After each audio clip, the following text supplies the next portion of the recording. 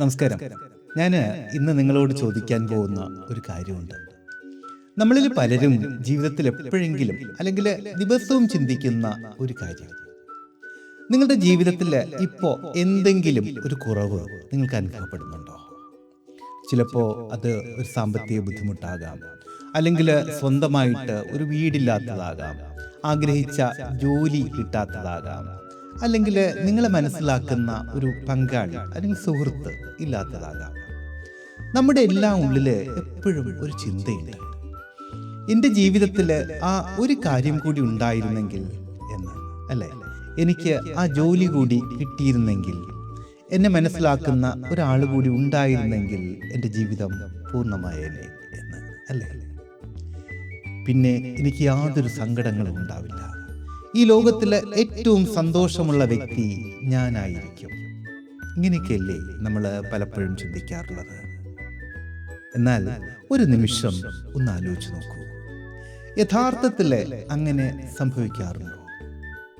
നമ്മൾ ആഗ്രഹിച്ച ഒരു കാര്യം കിട്ടുമ്പോൾ നമ്മുടെ എല്ലാ പ്രശ്നങ്ങളും തീർന്ന് നമ്മൾ പൂർണ്ണമായ സന്തോഷത്തിലേക്ക് ശരിക്കും എത്താറുണ്ടോ?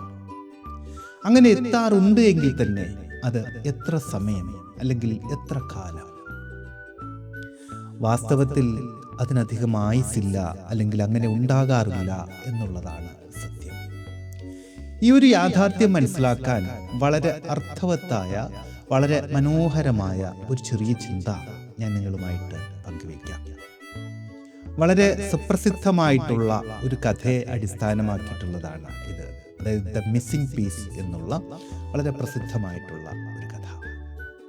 നിങ്ങളുടെ മനസ്സിൽ ഒരു വൃത്തം, അതായത് ഒരു വട്ടം സങ്കല്പിക്കുക. പക്ഷേ അത് ഒരു പൂർണ്ണമായിട്ടുള്ള വൃത്തമല്ല. അതിൽ നിന്ന് ചെറിയൊരു കഷ്ണം നഷ്ടപ്പെട്ടു പോയിട്ടുണ്ട്.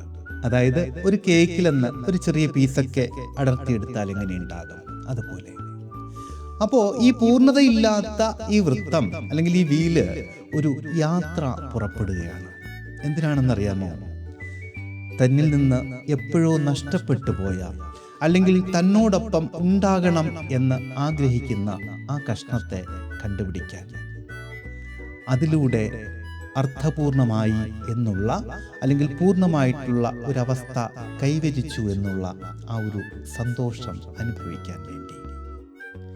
അതിന് കാരണം ഈ ഒരു കഷ്ണമില്ലാത്തത് കൊണ്ട് താൻ എപ്പോഴും അപൂർണമാണല്ലോ എന്നുള്ളൊരു സങ്കടം ഈ വൃത്തത്തിന് അല്ലെങ്കിൽ ഈ വീലിന് എപ്പോഴും ഉണ്ടായിരുന്നു.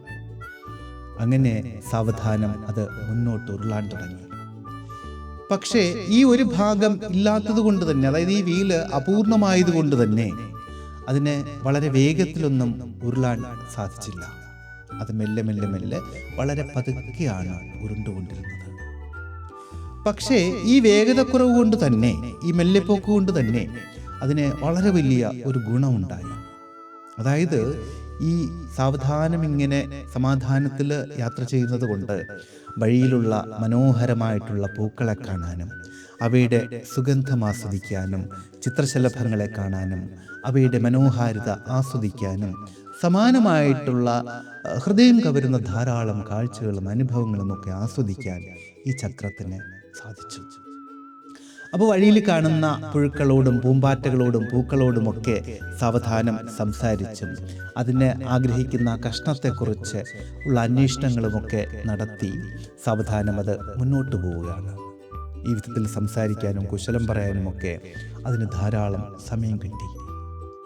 വെയിലുകായുന്ന വണ്ടുകളെ നോക്കി അത് പുഞ്ചിരിച്ചു. അപ്പോൾ തനിക്ക് നഷ്ടപ്പെട്ടു പോയ, അല്ലെങ്കിൽ തന്നിലേക്ക് കൂടിച്ചേരണമെന്ന് ആഗ്രഹിക്കുന്ന ആ കഷ്ണത്തെ അന്വേഷിക്കുന്നതിനിടയിലും ആ യാത്രയുടെ ഓരോ നിമിഷവും അത് ശരിക്കും ആസ്വദിച്ചിരുന്നു. അങ്ങനെ ഒരുപാട് നാളത്തെ അന്വേഷണങ്ങൾക്കും അലച്ചിലിനും യാത്രയ്ക്കും ഒക്കെ ഒടുവിൽ അതിന് ഏറ്റവും അനുയോജ്യമായ ആ കഷ്ണത്തെ കണ്ടെത്തി. ചക്രത്തിന് വളരെ സന്തോഷമായി. വളരെ സന്തോഷത്തോടെ ആ കഷ്ണം കൃത്യമായിട്ട് അതിൽ ചേർത്ത് പിടിപ്പിച്ചു. ഇപ്പോൾ ആ വൃത്തം, ആ വീല് അത് പൂർണ്ണമായി. യാതൊരുവിധ കുറവുകളുമില്ലാത്ത വളരെ പെർഫെക്റ്റ് ആയിട്ടുള്ള ഒരു ഷേപ്പിൽ അത് എത്തിച്ചേർന്നു. വീണ്ടും അത് മുന്നോട്ട് യാത്ര തുടർന്നു. അത്രമാത്രം പെർഫെക്റ്റ് ആയതുകൊണ്ട് തന്നെ അത് വളരെ സന്തോഷത്തോടെ മുന്നോട്ട് ഉരുളാൻ തുടങ്ങി. ഇപ്പോൾ ഒരു കുറവുമില്ലാത്തത് കൊണ്ട് നല്ല വേഗത്തിലാണ് അത് ഉരുണ്ടുകൊണ്ടിരുന്നത്. അത് എത്രമാത്രം വേഗത്തിലാണെന്നറിയാമോ? അതായത് ആ വേഗത കാരണം വഴിയിലുള്ള പൂക്കളെ കാണാൻ അതിന് കഴിഞ്ഞില്ല. ശലഭങ്ങളോട് സംസാരിക്കാൻ അതിന് സമയം കിട്ടാതെയായി. നേരത്തെ കണ്ടിരുന്ന വെയിൽ കായുന്ന വണ്ടുകളെ അത് ഇപ്പോൾ കാണുന്നതേയില്ല. പ്രകൃതിയെ ഒന്ന് ആസ്വദിക്കാനോ പാട്ടുപാടാനോ കഴിയാത്ത അത്രമാത്രം വേഗത്തിലാണ് ഇപ്പോൾ അതിൻ്റെ സഞ്ചാരം. കുറച്ചധികം ദൂരം അതിവേഗത്തിൽ ഉരുണ്ടതിന് ശേഷം ആ വൃത്തം പെട്ടെന്ന് നിന്നു. അത് ആ സമയത്ത് ഒരു വലിയ സത്യം തിരിച്ചറിയുകയാണ്. അതായത് എല്ലാം പൂർണ്ണമായപ്പോൾ തൻ്റെ ജീവിതത്തിലെ ഏറ്റവും മനോഹരങ്ങളായ കൊച്ചു കൊച്ചു സന്തോഷങ്ങളെയാണ് തനിക്ക് നഷ്ടപ്പെട്ടു പോയത് എന്ന്.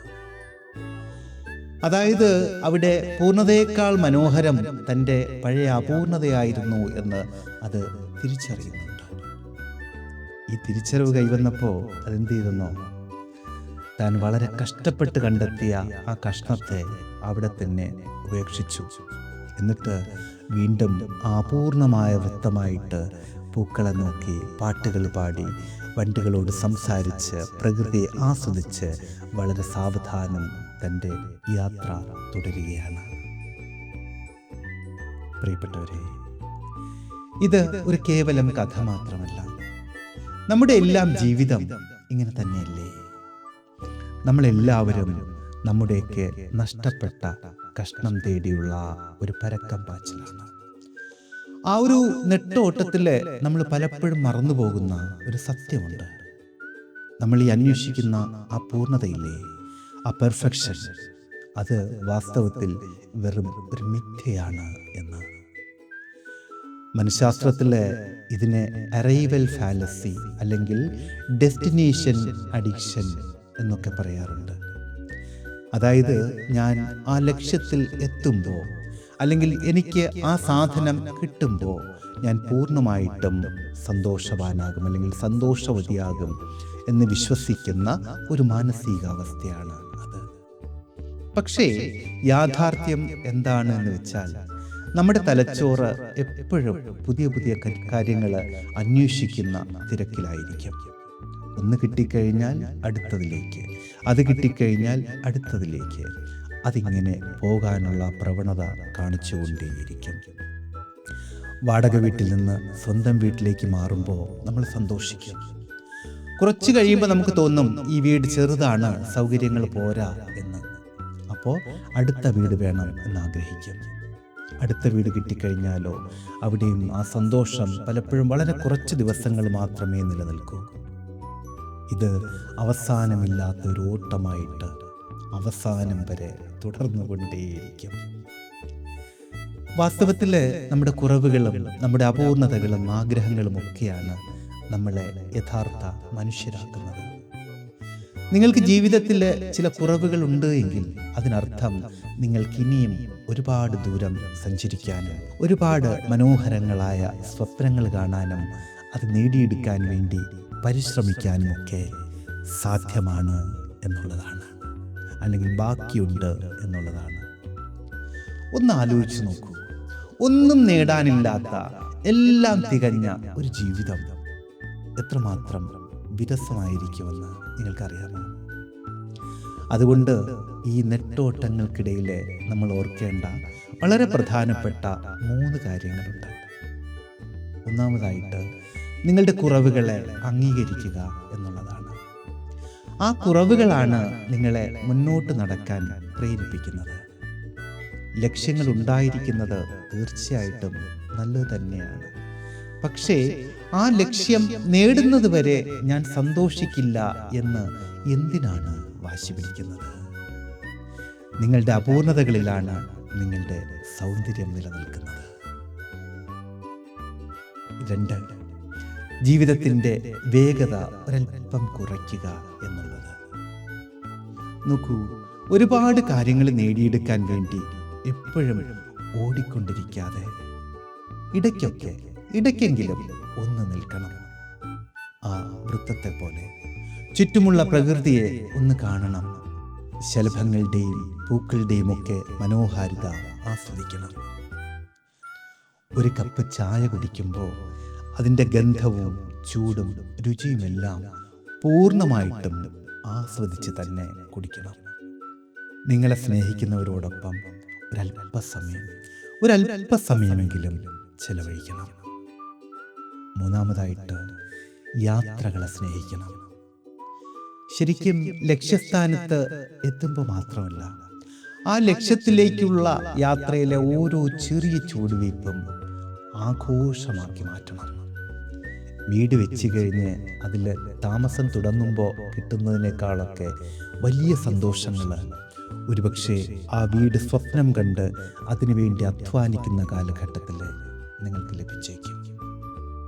ഓർക്കണം, പോരായ്മകളില്ലാത്ത ഒരു പെർഫെക്റ്റ് ജീവിതമല്ല വാസ്തവത്തിൽ നമുക്ക് വേണ്ടത്.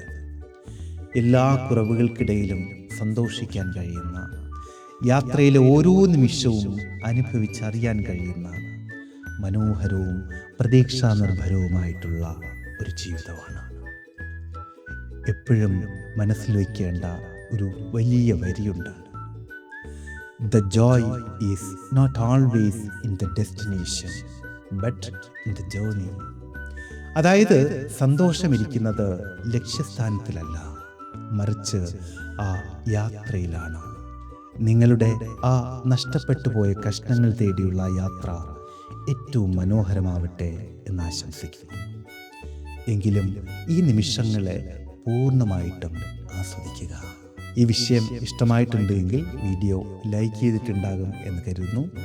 ഈ വിധത്തിലെ ചിന്തോദ്ദീപകങ്ങളായിട്ടുള്ള വിഷയങ്ങൾ നിരന്തരം ലഭിക്കുന്നതിന് വേണ്ടി ചാനൽ ഒന്ന് സബ്സ്ക്രൈബ് ചെയ്തേക്കുക. നോട്ടിഫിക്കേഷൻ കൃത്യമായി ലഭിക്കാൻ ബെല്ലൈക്കൺ കൂടി ഒന്ന് പുഷ് ചെയ്തേക്കുക. അപ്പോൾ വളരെ വ്യത്യസ്തമായ മറ്റൊരു വിഷയത്തിലൂടെ വീണ്ടും കണ്ടുമുട്ടാവുന്ന ശുഭപ്രതീക്ഷയോടുകൂടി തൽക്കാലം വിട പറഞ്ഞു പിരിയുന്നു. സ്നേഹപൂർവ്വം, അശോക് നാരായൺ. Thank you.